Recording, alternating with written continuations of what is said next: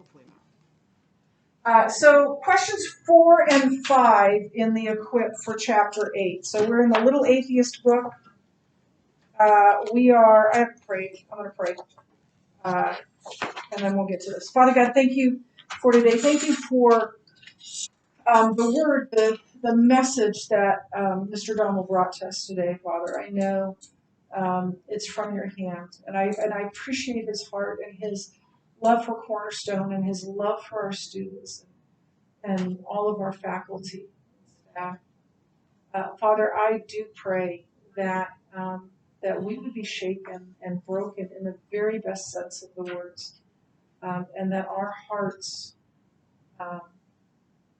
would desire to be near you, that our hearts might be broken by that which breaks your heart, and that we would desire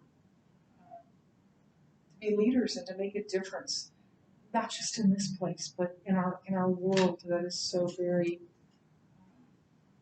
broken and sin-sick and sad.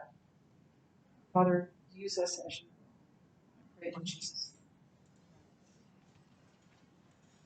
So we have these two philosophers. Now, I've got to tell you, when I took philosophy in college, it was an interesting experience. Philosophy is not easy to grasp. So I'm aware of that before we get to Spinoza and Hume and what they said. But both were atheists, right? Neither had God as part of the equation. So what was Benedict Spinoza's objection to miracles, and why was he dead wrong? So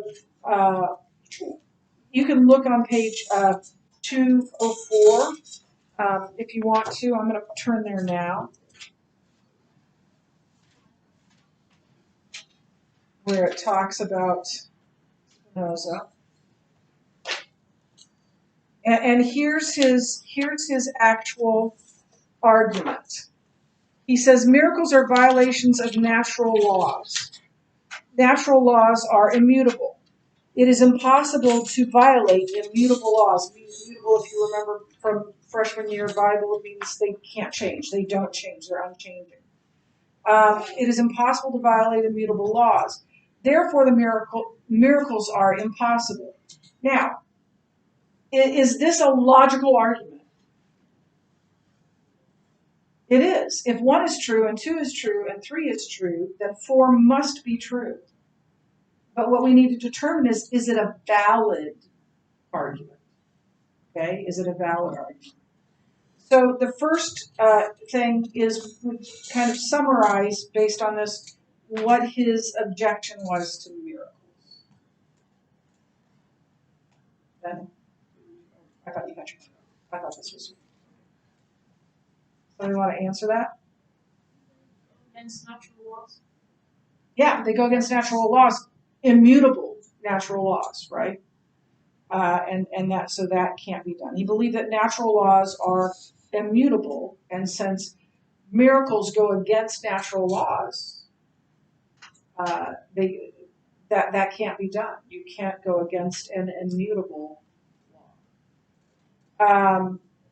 So why was he wrong? What are some reasons why he was wrong? Yeah. Okay, so we go against natural laws all the time, or we overcome natural laws every day. Every time a plane takes off, right? It overrules gravity, right? What else?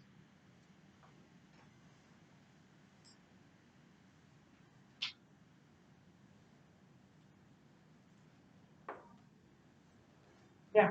Because God. Yeah, and God overrules natural laws all the time, right? So God's laws are not immutable, particularly for God. So that's his mistake. That's where it becomes an invalid an invalid argument. Natural laws are immutable. No, they're not. Creation itself is an abrogation of natural laws, making something out of nothing. That's not possible. Well, it is if there's a creator. And again, we're harkening back to first semester because we walked through all of first semester to find out there's a first cause. There's a theistic God based on all of that evidence in chapters 1 through 7.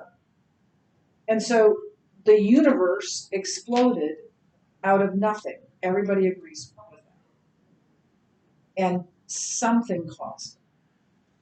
And that something, which we'll determine, obviously, is the God of the Bible, but that something has the ability to overrule those laws.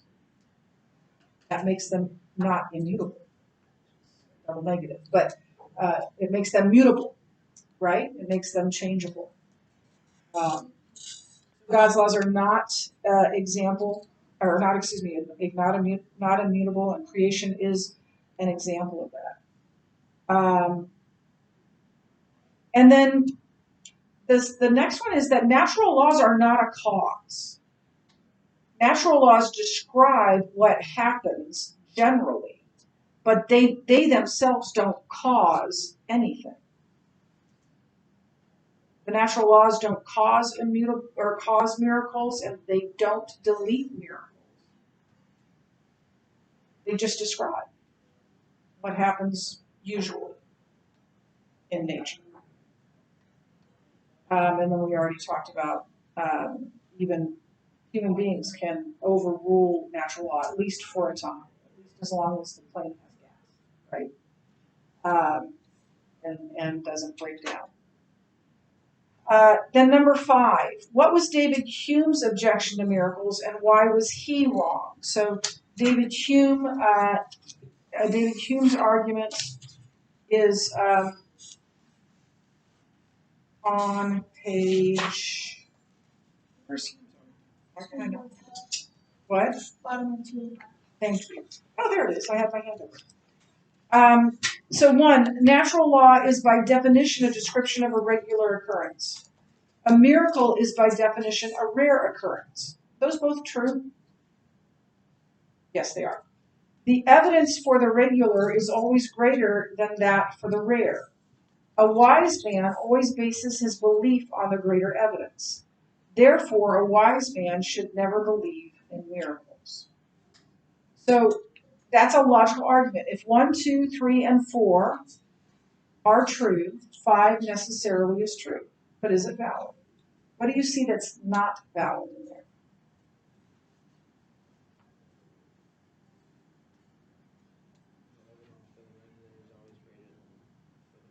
Is that true? No. Give me an example that has greater evidence for the rare than for the regular.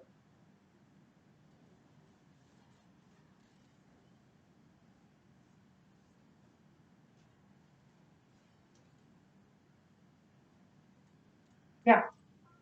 Every time you go out and drive, you normally wouldn't get in a car accident, but it's rare that you can get in a car accident. But just because it's rare doesn't mean that it doesn't happen. Yeah. Like winning the lottery. What about your birth? Right? One-time thing.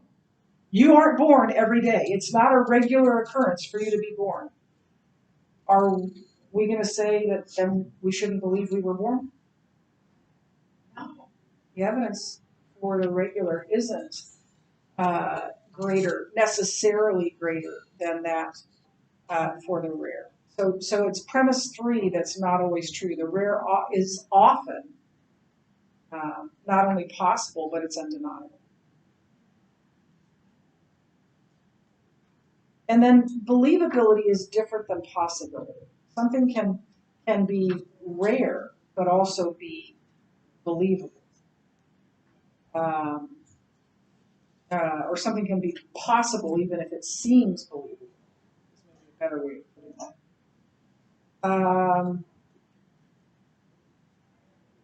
Oh yeah, so C.S. Lewis says that it's a circular argument. And a circular argument is an invalid argument, no matter what it says, that it argues in a circle. So for all those reasons, then whose argument is invalid. And I would also say I have a problem with number 4. A wise man always bases his belief on the greater evidence. I'm not sure that's always true. Because something can seem to have the greater evidence, but some little thing is missing. Somebody can make a really great argument and leave something out that's so important to that argument that it falls apart. So sometimes we can't know, unless we have all the evidence, sometimes we can't know what the greater evidence is. Does that make sense? So something can seem to be the greater evidence, but it's possible we don't have all the facts. So I think generally that is true, but in order for it to work in a logical argument, it needs to always be true. I don't think it's always true. You're going to say something? Also go against what you lose every other time. Right. Saying that that's Right. Right. That's a fabulous point. Yeah.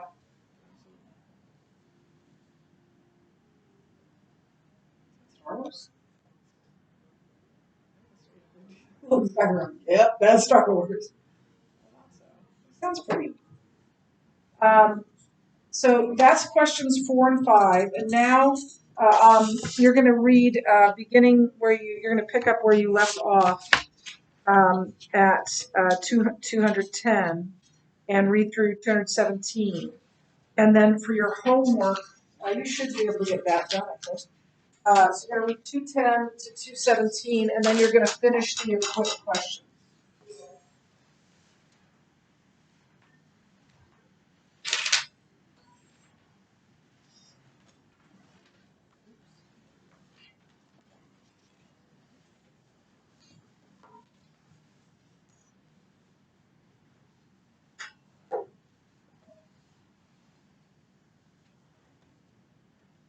Tomorrow's the 15th, right?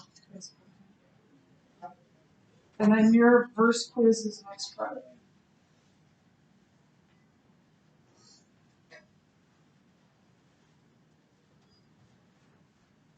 Second? 7? Yeah. Okay, you can get to work. Oh. 10, not 10, 19. So about 7, 8 minutes.